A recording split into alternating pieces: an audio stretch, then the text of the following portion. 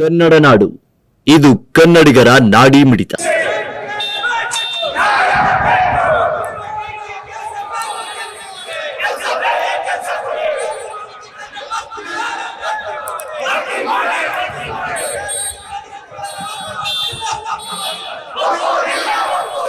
ದೇಶಾದ್ಯಂತ ಕರ್ನಾಟಕ ಸೇರಿದಂತೆ ಇಡೀ ದೇಶಾದ್ಯಂತ ಸಂಘಟಿತ ಅಸಂಘಟಿತ ವಲಯದ ಎಲ್ಲ ಕಾರ್ಮಿಕರು, ಕೋಟ್ಯಾಂತರ ಕಾರ್ಮಿಕರು ಇವತ್ತು ಈ ಒಂದು ಮುಷ್ಕರದಲ್ಲಿ ಭಾಗಿಯಾಗಿದ್ದಾರೆ. ಮೊದಲನೇದಾಗಿ ಕೇಂದ್ರೀಯ ಕಾರ್ಮಿಕ ಸಂಘಟನೆಗಳ ಪರವಾಗಿ ಈ ಒಂದು ಮುಷ್ಕರದ ಒಂದು ಯಶಸ್ವಿಗೊಳಿಸೋದಕ್ಕೆ ಕಾರಣಕರ್ತರಾಗಿರ್ತಕ್ಕಂಥ ಎಲ್ಲ ಕಾರ್ಮಿಕ ಸಂಗಾತಿಗಳಿಗೆ ನಾನು ಕ್ರಾಂತಿಕಾರಿ ಶುಭಾಶಯಗಳನ್ನು ಹೇಳೋದಕ್ಕೆ ಇಷ್ಟಪಡ್ತಾ ಇದ್ದೀನಿ. ಇಲ್ಲಿ ಸೇರಿರ್ತಕ್ಕಂಥ ಎಲ್ಲ ಕಾರ್ಮಿಕ ಮುಖಂಡ್ರೆ, ರೈತ ಸಂಘಟನೆಗಳ ಮುಖಂಡ್ರೆ ಹಾಗೂ ಆತ್ಮೀಯ ಕಾರ್ಮಿಕ ಸಂಗಾತಿಗಳೇ, ಇವತ್ತು ಇಡೀ ದೇಶಾದ್ಯಂತ ಈ ಒಂದು ಅಖಿಲ ಭಾರತ ಸಾರ್ವತ್ರಿಕ ಮುಷ್ಕರವನ್ನ ಕರೆಯುವಂತ ಪರಿಸ್ಥಿತಿ ಯಾಕೆ ಬಂದಿದೆ ಅಂತ ಹೇಳಿ ತಮ್ಮೆಲ್ಲರಿಗೂ ಚೆನ್ನಾಗಿ ಗೊತ್ತಿದೆ. ಅಂತಕ್ಕಂತ ಕೇಂದ್ರೀಯ ಬಿಜೆಪಿ ಸರ್ಕಾರ ಇವತ್ತು ಅತ್ಯಂತ ಕಾರ್ಮಿಕ ವಿರೋಧಿಯಾಗಿದೆ. ಇವತ್ತು ಸಂಘಟಿತ ಅಸಂಘಟಿತ ವಲಯದ ಕಾರ್ಮಿಕರ ಮೇಲೆ, ಅವರ ಹಕ್ಕುಗಳ ಮೇಲೆ ಒಂದು ಪ್ರಬಲ ದಾಳಿಯನ್ನ ಕೇಂದ್ರ ಸರ್ಕಾರ ಹರಿಬಿಟ್ಟಿದೆ. ನಮ್ಮ ಮೂಲಭೂತ ಹಕ್ಕುಗಳು, ಕಾರ್ಮಿಕ ಹಕ್ಕುಗಳು, ಇದರ ಮೇಲೆ ದಾಳಿ ಮಾಡ್ತಕ್ಕಂಥದ್ದನ್ನ ನಾವಿವತ್ತು ಖಂಡಿಸ್ತಾ ಇದ್ದೀವಿ. ಕಾರ್ಮಿಕರು ಮುಷ್ಕರ ಮಾಡ್ತಕ್ಕಂಥ ಹಕ್ಕು, ಸಂಘಟಿಸುವ ಹಕ್ಕು, ಹಾಗೆಯೇ ಅವರು ಹೋರಾಟ ಮಾಡ್ತಕ್ಕಂಥ ಹಕ್ಕುಗಳ ಮೇಲೆ ಇವತ್ತು ದಾಳಿ ಆಗ್ತಾ ಇದೆ. ಅಷ್ಟೇ ಅಲ್ಲ, ಅವರು ತಮ್ಮ ತ್ಯಾಗ ಬಲಿದಾನಗಳಿಂದ ಗಳಿಸ್ಕೊಂಡಿರ್ತಕ್ಕಂಥ ಹಲವಾರು ಸೌಲಭ್ಯಗಳನ್ನ ಸರ್ಕಾರ ಇವತ್ತು ಕಿತ್ಕೊಳ್ತಾ ಇದೆ. ಅದು ಪಿಂಚಣಿ ಸೌಲಭ್ಯ ಆಗಿರ್ತಕ್ಕಂಥದ್ದು, ಅಥವಾ ಹಾಗೆಯೇ ಹಲವಾರು ಸೌಲಭ್ಯಗಳನ್ನ ಕಿತ್ಕೊಳ್ತಾ ಇದೆ. ಲಕ್ಷಾಂತರ ಗುತ್ತಿಗೆ ಕಾರ್ಮಿಕರು ಇವತ್ತು ಕೆಲಸ ಮಾಡ್ತಾ ಇದ್ದಾರೆ.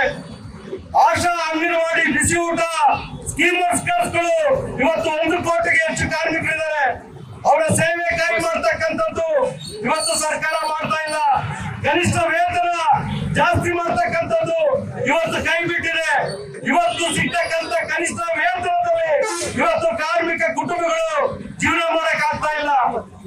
ಸಾರ್ವಜನಿಕ ವಲಯಗಳನ್ನ ಖಾಸಗೀಕರಣ ಮಾಡ್ತಕ್ಕಂಥದ್ದು, ರೈಲ್ವೆ, ಬ್ಯಾಂಕು, ಇನ್ಸೂರೆನ್ಸ್, ಬೇರೆ ಬೇರೆ ಪಬ್ಲಿಕ್ ಸೆಕ್ಟರ್ಸ್ ಇವತ್ತು ಖಾಸಗೀಕರಣ ಮಾಡ್ತಕ್ಕಂಥದ್ದು, ಏರ್ಪೋರ್ಟ್ ಆಗಿರ್ಬೋದು, ಪೋರ್ಟ್ ಆಗಿರ್ಬೋದು, ಗಣಿ ಆಗಿರ್ತಕ್ಕಂಥದ್ದು, ಅದು ಅಣೆನೂರು ಅಥವಾ ಕಲ್ಲಿದ್ದಲು ಅಥವಾ ವಿದ್ಯುತ್ ಕ್ಷೇತ್ರವನ್ನ ಖಾಸಗೀಕರಣ ಮಾಡ್ತಕ್ಕಂಥದ್ದು, ಹೀಗೆ ಸರ್ವಾಂಗೀಣ ಖಾಸಗೀಕರಣವನ್ನ ಇವತ್ತು ಬಿಜೆಪಿ ಸರ್ಕಾರ ಮಾಡ್ತಾ ಇದೆ.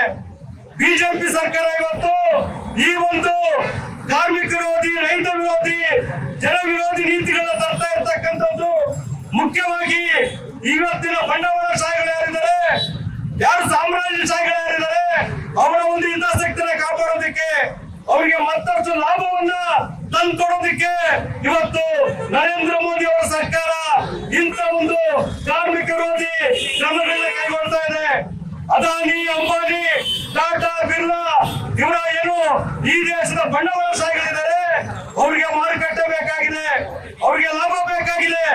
ಆ ದೃಷ್ಟಿಯಿಂದ ಇಂಥ ಒಂದು ಕಾರ್ಮಿಕ ವಿರೋಧಿ ನೀತಿಗಳಿಗೆ ಇವತ್ತು ಬಿಜೆಪಿ ಸರ್ಕಾರ ಮುಂದಾಗಿರ್ತಕ್ಕಂಥದ್ದು. ಈ ಒಂದು ನೀತಿಗಳು ಬರೋದಕ್ಕೆ ಮುಖ್ಯ ಕಾರಣ 1991ರಲ್ಲಿ ಕಾಂಗ್ರೆಸ್ ಸರ್ಕಾರ ನೀತಿಗಳು ಬಂದಿರತಕ್ಕಂಥದ್ದು ಕಾರ್ಮಿಕರ ಜೀವನವನ್ನ ನರಕಯಾತನೆ ಒಳಪಡಿಸಿದೆ. ಸಂಘಟಿತ ವಲಯದ ಕಾರ್ಮಿಕರ ಹಕ್ಕುಗಳನ್ನ ಕಿತ್ಕೊಳ್ತಾ ಇದೆ. ಹಾಗೆಯೇ ಇಡೀ ವಿಶ್ವದಾದ್ಯಂತ 8 ಗಂಟೆ ಕೆಲಸಕ್ಕೆ ಮಾನ್ಯತೆ ಇತ್ತು, ILO ಮಾನ್ಯತೆ ನೀಡಿರ್ತಕ್ಕಂಥದ್ದು. ಈ ಒಂದು 8 ಗಂಟೆಯ ಕೆಲಸಕ್ಕೆ ಇವತ್ತು ತಿಲಾಂಜಲಿ ನೀಡಿ ಇವತ್ತು ಕಾರ್ಮಿಕರು 10 ತಾಸು, 12 ತಾಸು, 14 ತಾಸು ಕೆಲಸ ಮಾಡ್ತಕ್ಕಂಥ ಕಾನೂನನ್ನ ಇವತ್ತು ಜಾರಿ ಮಾಡಕ್ಕೆ ಕೊಟ್ಟಿದ್ದಾವೆ. ಇಲ್ಲಿ ಸ್ನೇಹಿತರೆ, ನಾವು ಅರ್ಥ ಮಾಡ್ಕೊಳ್ಬೇಕಾಗಿರೋದು, ಕಾಂಗ್ರೆಸ್ಗೆ, ಬಿಜೆಪಿಗೆ ಯಾವುದೇ ವ್ಯತ್ಯಾಸ ಇಲ್ಲ. ಕಾರ್ಮಿಕರ ಶೋಷಣೆ ಮಾಡೋದ್ರೊಳಗಡೆ, ರೈತ ವಿರೋಧಿ ನೀತಿ ತರೋದ್ರೊಳಗಡೆ, ಅಸಂಘಟಿತ ಕಾರ್ಮಿಕರನ್ನ ತುಳಿಯೋದ್ರೊಳಗಡೆ ಯಾವ ವ್ಯತ್ಯಾಸ ಇಲ್ಲ. ಈ ಎರಡೂ ಪಕ್ಷಗಳು ಈ ದೇಶದ ಬಂಡವಾಳಶಾಹಿಗಳ ಹಿತಾಸಕ್ತಿನ ಕಾಪಾಡೋದಕ್ಕೆ ಬಂಡವಾಳಶಾಹಿಗಳ ಏಜೆಂಟ್ ಪಕ್ಷಗಳಾಗಿದ್ದಾವೆ. ಆದ್ರಿಂದ ಇವತ್ತು ಕಾರ್ಮಿಕರು ಅತ್ಯಂತ ಕ್ರೂರವಾದಂತ ಶೋಷಣೆಗೊಳಗಾಗಿದ್ದಾರೆ. ದಿನನಿತ್ಯ ಅವರು ಹಲವಾರು ಜ್ವಲಂತ ಸಮಸ್ಯೆಗಳನ್ನು ಎದುರಿಸ್ತಾ ಇದ್ದಾರೆ. ಇಷ್ಟ ಇದ್ರೆ ಕೆಲಸ ಮಾಡಿ, ಇಲ್ಲಾಂದ್ರೆ ಮನೆಗೆ ಹೋಗಿ. ನೀವಿನ್ನು ಕನ್ನಡ ನಾಡು ವಾಹಿನಿಯನ್ನ ಸಬ್ಸ್ಕ್ರೈಬ್ ಮಾಡಿಕೊಂಡಿಲ್ವಾ? ಹಾಗಾದರೆ ಈಗಲೇ ಸಬ್ಸ್ಕ್ರೈಬ್ ಮಾಡಿ, ಪಕ್ಕದಲ್ಲಿ ಕಾಣುವ ಬೆಲ್ ಐಕಾನ್ ನ ಕ್ಲಿಕ್ ಮಾಡಿ ನೋಟಿಫಿಕೇಶನ್ ನ ಪಡೆಯಿರಿ.